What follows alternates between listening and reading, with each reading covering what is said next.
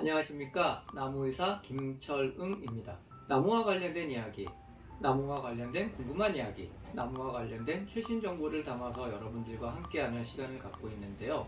오늘은 네 번째 시간입니다. 오늘의 주제는요, 나무의 옷 입히기입니다. 우리가 겨울철이 되면 나무가 추울까봐 옷을 입히는 그러한 행사를 많이 하고 있습니다. 그런데 나무에게 하는 그러한 행사가 과연 나무에게 좋은지 그 내용을 한번 살펴보도록 하겠습니다. 먼저 나무에게 도움이 된다는 것은 두 가지 정도로 말을 하고 있습니다. 하나는 보온 효과, 두 번째는 잠복소. 두 가지의 역할을 한다라고 말씀을 하시면서 행사를 하고 있는데요. 먼저 보온 효과를 보면은요, 실제로 나무가 추워서 얼어 죽거나 저온 피해를 받을 수 있는 수종이 무엇일까를 생각 한번 해보면은 조금 쉽게 이해가 될 것 같습니다. 서울 지역에서는 배롱나무, 지난 시간에 이제 두 번째 시간에 말씀드렸던 그런 배롱나무 정도가 추위에 저온에 의한 피해를 받을 수 있는 수종인데요. 그렇다면 이 나무 옷은 그러한 수종을 중심으로 해서 입히는 것이 맞을 것 같습니다. 그런데 배롱나무에 나무 옷을 입히는 걸 보신 적이 있으신가요? 저는 수년 동안 나무 옷 입힌 모습을 봤지만 배롱나무는 못 봤습니다. 그럼 어떤 나무에다 해주느냐? 주로 소나무, 느티나무, 은행나무 이렇게 둘레가 큰 그러한 나무를 중심으로 해서 나무 옷을 입히고 있죠.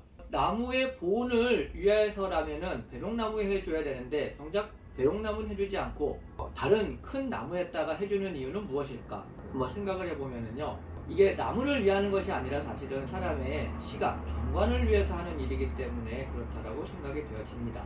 여러분들은 소나무나 은행나무나 느티나무가 겨울철에 추워 죽었다라는 말씀 들어본 적 있습니까? 추워서 동해를 받았다거나 아니면 저온 피해를 받았다, 이런 이야기 들어보신 적 없으시죠? 저도 없습니다. 이 나무들은 내한성이 강하기 때문에 우리나라 웬만한 겨울 추위가 오더라도 피해를 보는 경우는 거의 없습니다. 물론 봄철에 잎이 피해를 보는 경우는 있지만 겨울철 줄기 쪽에 피해를 보는 경우는 거의 보기가 어렵습니다. 때문에 나무 옷을 입히는 것은 보온 효과를 보기는 조금 어려운 거죠. 사실은 배롱나무보다는 그러한 늪이나 은행, 소나무를 택하는 이유는 경관적으로 큰 둘레를 감쌀 수 있는 그러한 나무에 해주는 것이 훨씬 더 시각적으로 보기 좋기 때문이라고 생각이 됩니다. 배롱나무 얇잖아요. 얇으니까 몇 개 설치한다고 하더라도 시각적으로 눈에 띄지 않을 뿐만 아니라 알록달록한 것들을 제대로 드러내 보이기가 어렵습니다. 때문에 그러한 것들을 제대로 넓게 보여줄 수 있는 둘레가 큰, 직경이 큰 그러한 나무 중심으로 해주는 것이죠.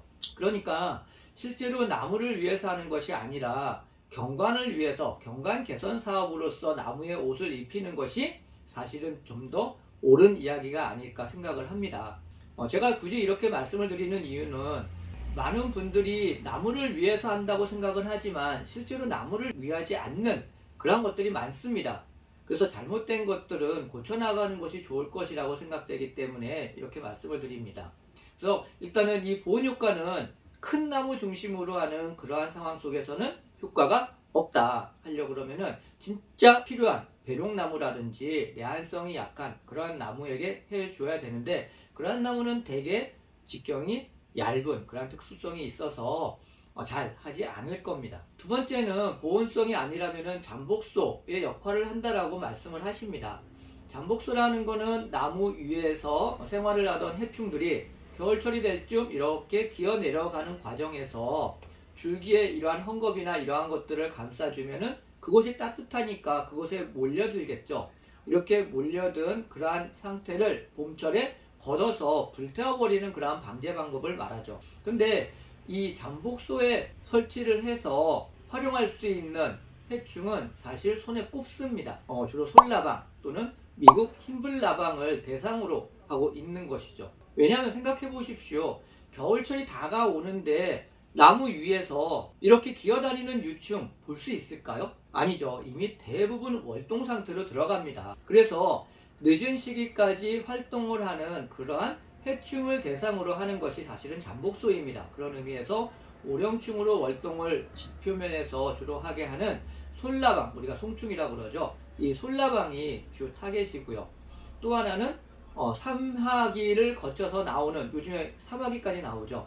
그래서 9월 달에서 10월 달에 마지막 3하기가 나오는 그런 미국 흰불나방이 주 대상이 되고 있습니다. 근데 이 두 해충에게 있어서 잠복소를 설치할 때 효과라는 거는요, 여름철에서 가을철 가는 시기에 이 지상부 나무 위쪽에 그러한 해충들이 존재를 해야지 됩니다. 위에 존재를 해야지 내려오는 그런 과정 속에서 줄기의 가운데 따뜻한 곳으로 몰려들겠죠. 때문에 지상부에서 발생하지 않은 그러한 나무에게 잠복소를 설치하는 것은요, 큰 효과를 보기가 어렵습니다.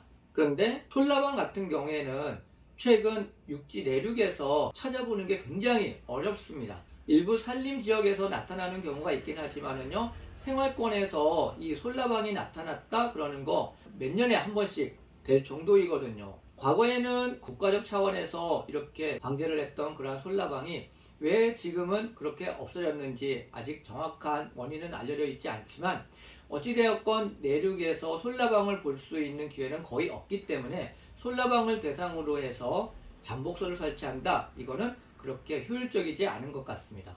미국 흰불나방 역시 가능성은 충분히 있긴 하지만 보통 나무옷을 입히는 시기가 언제입니까? 보통 12월 달이죠. 그러면은 11월 달 정도 되면은 이미 화렵수들은 전부 다 잎이 떨어지죠. 이게 왜 중요하냐면은 미국 흰불나방은 침엽수는 가해하지 않고 화렵수만 가해하는 해충이기 때문입니다. 화렵수를 가해하는데 11월 달 정도 되면은 잎이 전부 다 떨어지고 없어요.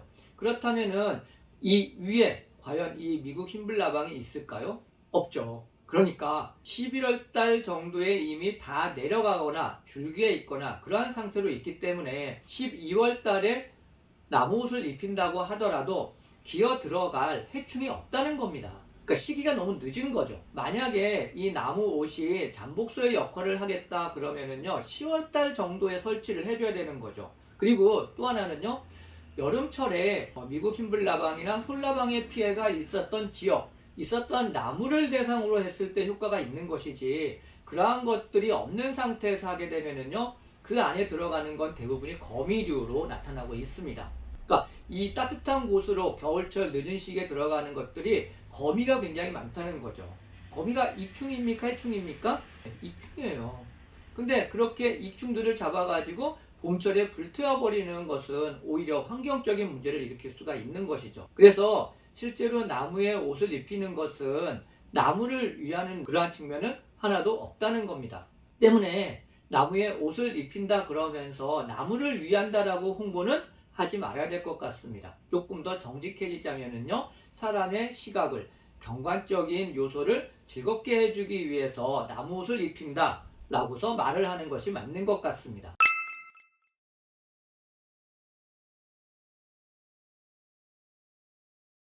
그리고 또 하나는요, 이렇게 나무 옷에 대한 뒤처리 부분입니다. 나무 옷을 12월 달 정도에 나무에 설치를 하고 한 2, 3월 달 정도에 걷어내죠. 그러면은 그걸 어떻게 처리할까요? 대부분 재활용을 하지 않고 버리게 됩니다. 근데 나무 옷을 만드는 재료가 뭐냐면은 털실이니까 전부 다 폴리 계열이 되겠죠.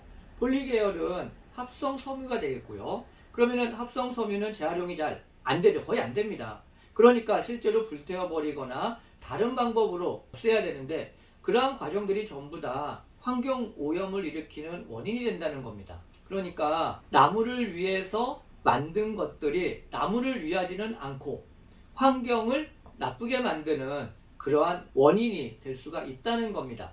때문에 겨울철 사람들에게 보기 좋으라고 설치하는 이러한 나무 옷 입히기는 조금 지양돼야 되지 않을까 하는 의견을 드리는 바입니다. 그리고 만약에 이것을 설치를 해서 말을 할 때는요, 굳이 나무를 위한다라고서 말씀하시기보다는 경관 개선 사업을 하는 것이다 라고 솔직하게 말을 하는 것이 더 옳지 않을까 생각을 합니다.